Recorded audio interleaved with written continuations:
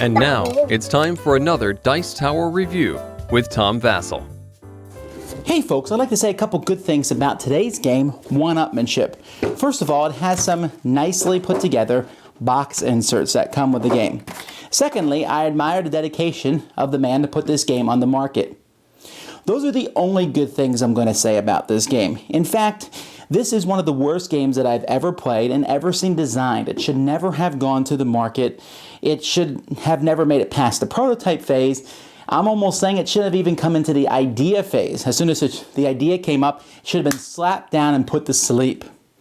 Now, the game itself, I don't expect that is on any of your radars. I don't think anyone here was expecting to buy this game, especially with how it looks, okay? But I was going to not review it because I thought, why bother? Why go to all this effort to review this game? In fact, we didn't even finish a complete game of this, and you'll see why. But I thought that I could utilize this game and show you, if you're a game designer, things you should not do when designing a game. And also, if you ever do play a bad game, you can feel secure in that the game that you hate so very much is probably better than this one. I also, don't be expecting me to do any kind of tremendous destruction of this game. I'm not. It's not worth the time or effort. In fact, this video is more effort than I probably should be putting into it. But I also want to caution you as we go through this that I am not joking about the rules and the things in this game. They are actually what is here. They are actually what I received. I'm not making this up. So, let's take a look at this and lessons we can learn. First of all, you need to make the box match your game. Now, this box is a okay size, I guess. Looks like a box that you would get a nice new shirt from a fancy place in. It's called Oneupmanship, the game, and I got a shirt from the company too that said "Man Up," which is the message I've always wanted to send to my 6 daughters, I guess. And the game itself is a stock market game. But the game is supposed to be a funny stock market game. Get the humor? Okay, well, that's one. Number 2 are the rules. Let me read you some excerpts from the rules. And again, not making these things up here. What's the point, says the rules. The object of one-upmanship is to one-up all the other players in the game. And just like in real life, there are many ways to do this. By shrewdly playing the stock market, building tall buildings and leasing them, collecting envy-inducing and lucrative trophies, and or by gambling big and winning big. Luck plays a bit part in conquering this dog world. A bit? Okay. But cocksureness, naked ambition, superior intellect, as well as a bit of diplomacy, stepping on toes and breaking a few legs won't hurt anything either. Seriously, the player who gets to $100,000 first is the winner. Do you have the iron will, razor sharp focus, charm, and audacity required to be the master of the universe? I didn't know He-Man was in this game. But, okay, that doesn't sound that horribly bad. The player with the most actual money in his wallet or his person starts first. Hey, that's not fair. You're right. To begin, roll the dice and enter the game and start. Okay, so then it goes on through some of the rules, and it just constantly is trying to throw in humor to the game. Like, for example, it says here, if the landlord won't make a deal, you must liquidate all your assets and turn them over to the bank, hang your head in shame, and go back home bankrupt. Or here you can land in a space and you can try to gamble against someone else, it says. Or you may decide not to bet at all and pass your turn. But you better not pass your turn, you wussy, with a capital P. Board games, like anything else, need a little lubrication every once in a while to keep the fun going, so anytime you land on or pass the bonus space, you receive $1,000 from the bank. Tip for game designers: if you're not funny, don't try to be. That's really just the way it is. That's the way it should be with everything, from comedies to everything. But if you're not funny, accept that and go on. Some people are just not as funny as others. Don't try to make rules funny. There are some people, like Vlada Shvatil, who have a natural talent and knack for that, and their rule books are a pleasure to read. Also, if you're going to do rule books, these are not well-written rules. They're boring looking. The whole game has a 1970s look. Ha, ha. The components! I'm sure they're fantastic. Let's look.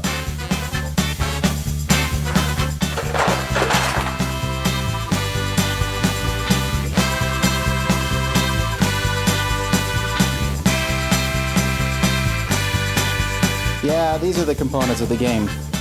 Let's start with the money. This is by far the worst money for a game ever. Seriously. He put the name of his game on and put this here. And the money's in different color inks. And it's really thin, cheap paper stock. So hint number 2, I don't know what number we're at right now. For people making games, if I, Tom Vasel, can get my daughter who's in 2nd grade to do a project, and that will make a nicer looking game than you, then you haven't done a good job. Please hire a graphic designer. Please hire somebody who will say, hey, Do Re Mi is kind of funny, but why did you make everything so boring looking? Why does it look like you used Word to make your board game? And all the components for this game. At least he bought some nice generic pawns. Now here is kind of the focal point of the game. This, ladies and gentlemen, is the stock market track. And over the course of the game, the stock prices are going to go up or down. Now, if you'll notice, the money is 1s and 5s and 10s and 20s and 500s, and it's very similar to Monopoly money. What? Wait a minute. If you pass this spot here, or these bonus spots on the board, you get a bonus. You collect money whenever you pass this bonus spot here. Wait a minute, this board looks like a Monopoly board. In fact, there is a free lunch where you deliberately put money in the middle. Now, this isn't even a rule of the regular Monopoly game. It's a house rule, which is actually one of the worst parts of Monopoly, and yet they decided to incorporate that in the game. They decided to make this like Monopoly. There are properties on the board here. When you land on them, like this up and up construction, you can pay money for this property. You can then build buildings on this property, which are dice with no faces on them. And when people land on these properties, you have to pay them. Next hint for game designers. Don't copy Monopoly. Seriously. First of all, Hasbro's going to sue the snot out of you if they catch you. Although this one doesn't really copy Monopoly enough, close enough for Hasbro to care about it. Secondly, come on. Now, here's what's funny about this. You land on these properties and you pay money for however much property. So this one's $1,100. But you will have to pay more money depending on how many of these properties. There's only 4 properties in the game. So if someone gets lucky enough for them, and every time you land there, you're paying 3 times the lease, which could be $3,300. But even better than that is, if you own a property and you have the highest building, you don't have to pay other people when you land on their properties. Why? I have no idea.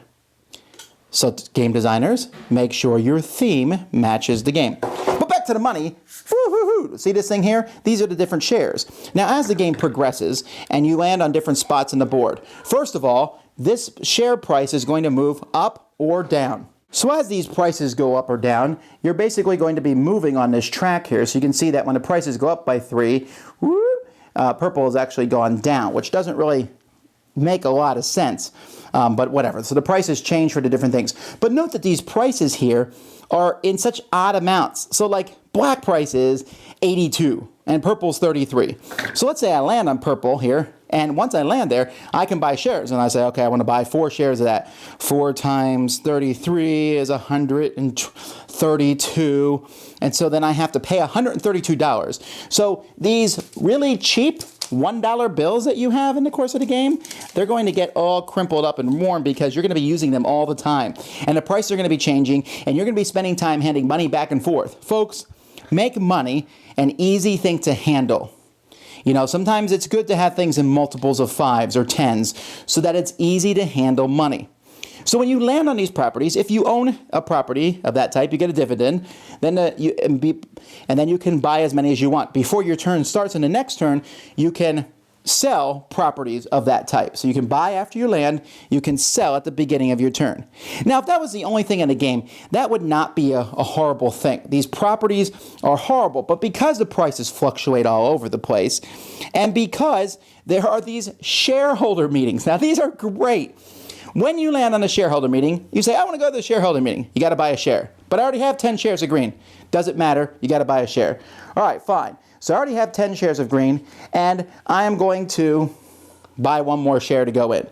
I then go to the stockholder meeting, and what I do is I roll a die, and I receive that many more shares, this number, times the number of shares I already have. So I just got 66 more shares. Why? What is that? What's the point? I just beat everybody.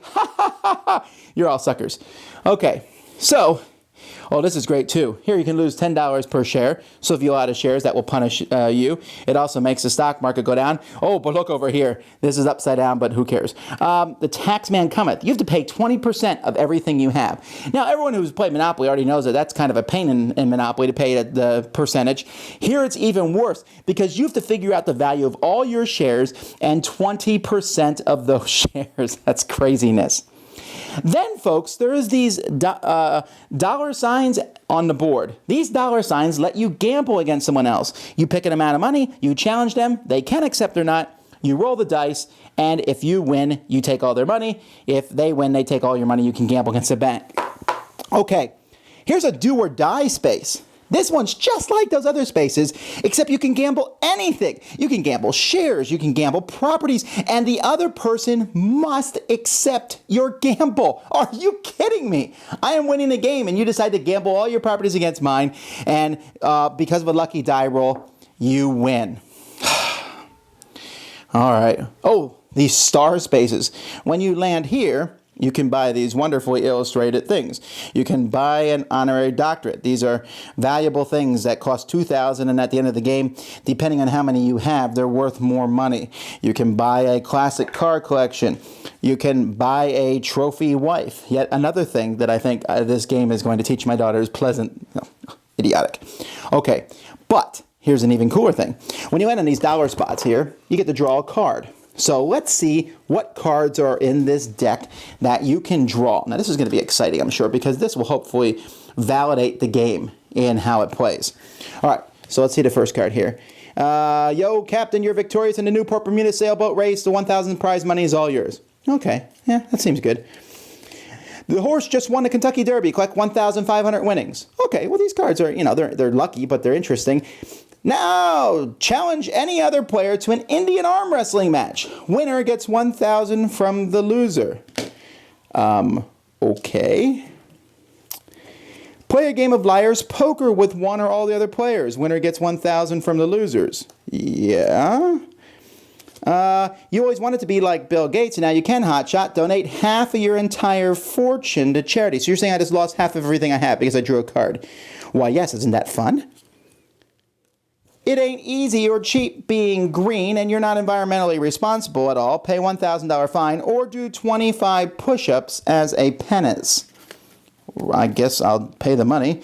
You've been found guilty of insider trading. You must pay a $1,000 fine. Or stand in the corner of the room facing the wall for one turn. Challenge any of your opponents to a game of knuckles. Winner gets 2,000 from the loser.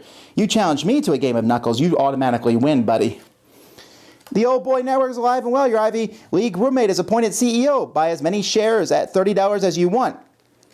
You can buy as many shares of that type at $30, and they go all the way up to 100. I mean, they go up to a huge amount of money, 182, but I can buy them at the cheapest price. Oh, I can challenge another player to a thumb war. Here I can buy as much as any other player's stocks at the lowest board price. So, okay, I'm not... Oh, wait, I have to show the next card. You can cut your pants down. You literally have to take your pants off for the rest of the game. Or you lose a turn. Or you can challenge another player to a staring contest. Or you just punched a Wall Street protester. Collect $500 awards. Just kidding. Collect 1,000. Wow, the humor. The humor is making obscene amounts of money patriotic. Of course it is. Prove it by standing on one foot and singing the Star Spangled Banner. Or don't sing and miss a turn, pinko. Okay, so... Yeah.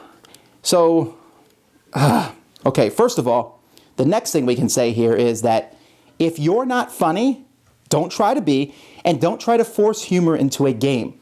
Also, some of those cards are the worst cards I've ever seen in any game ever. Now, the first person to get $100,000 worth of stuff is the winner of the game. Or so you might think. Again, I'm not kidding. In this game came a little pile of bitter pills. And these are supposedly a joke. The problem is, folks, I don't know what these are. I think they're candy. There's nothing here that tells you what they are. But you're supposed to swallow one of these when you play the game. I do a lot for you guys for reviews, but I won't do that. Not happening. But okay, I guess you don't need to do it. You can just figuratively swallow a bitter pill. Okay, this is what happens. Let's say I'm playing a game, and I'm playing with my good friend Sam, and Sam wins the game. It's $100,000. And I say, you know what? That's not happening. I'm going to go bankrupt, which, by the way, you can go bankrupt in this game just like Monopoly. And then you can start over again with nothing and try to claw your way to the top. But let's say I'm going to go bankrupt on purpose. I have $60,000. I'm going to get rid of everything. I'm going to liquidate all my stocks, sell my properties, get rid of $60,000. And Sam has to also. Period. So you don't win. So we keep going. That is possibly the dumbest rule in board gaming dumb ever. I cannot fathom anybody who likes that rule. And I think that rule may qualify for the punch your friend in the face while wearing iron knuckles multiple times rule. I don't condone violence at all. But wow, that rule would bring out the most violent thing I've ever seen in games I could imagine. You say, but Vasel, this game is meant to be fun. Actually, if you're saying that, you're the designer, because no one else is saying that by this point, I'm assuming. One-upmanship. Terrible theme. Total lack of innovation. Horrible graphic design. Tries to be funny and doesn't. Adds idiotic things to the game it doesn't. Has terrible cards that make no sense and do ridiculous things. Has a wildly fluctuating stock market, which is essentially completely random and cannot be made, and is invalidated by everything else. Copies Monopoly, but only takes a few things, and the worst things at that. Packages itself in one of the most boring boxes in history. This game is so horrible. I'm not going to bother burning it, like I said, or getting rid of it. I'm just going to throw it in the trash. I'm not going to give this to anybody. Let this be a lesson. I don't enjoy trashing games, although maybe for the last couple of weeks it may seem like that way. I love games, and there are some really great games I'm going to be talking about next week. Yes, okay? I love games, and small publishers, don't be discouraged. Make games.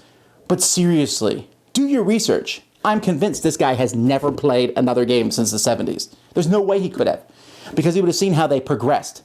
This would be like a guy who designed an 8-bit video game that was a clone of Pac-Man, but worse, and then put it out in the market today. And why aren't you buying this? Because, dude, the Xbox and the PlayStation and the Wii U exist. Come on now. Even the games on our iPads are better. They progress. Well, board games have done the same thing. There is resources out there for you. Board Game Designer Forum, Board Game Geek, Dice Tower itself. Watch, listen, learn. Go out there. Make great things, designers. We're going to call you if you make something bad like this. But I hope that this has been a lesson, and I hope that people who watch this will look at their games and not make such... This wasted my time. It wasted everybody's time.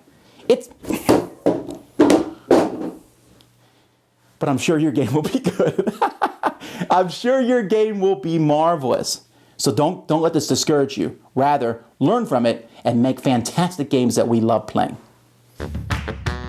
Thanks so much for watching the Dice Tower videos. Find more great videos and reviews, as well as our top-rated audio podcast at Dicetower.com. You can also find other great shows at Dicetowernetwork.com. I'm Eric Summerer, and you've been watching The Dice Tower. The Dice Tower is sponsored by Cool Stuff Inc., where you can find great games for great prices. Cool stuff in stock. Check them out at CoolStuffInc.com. Shut the door.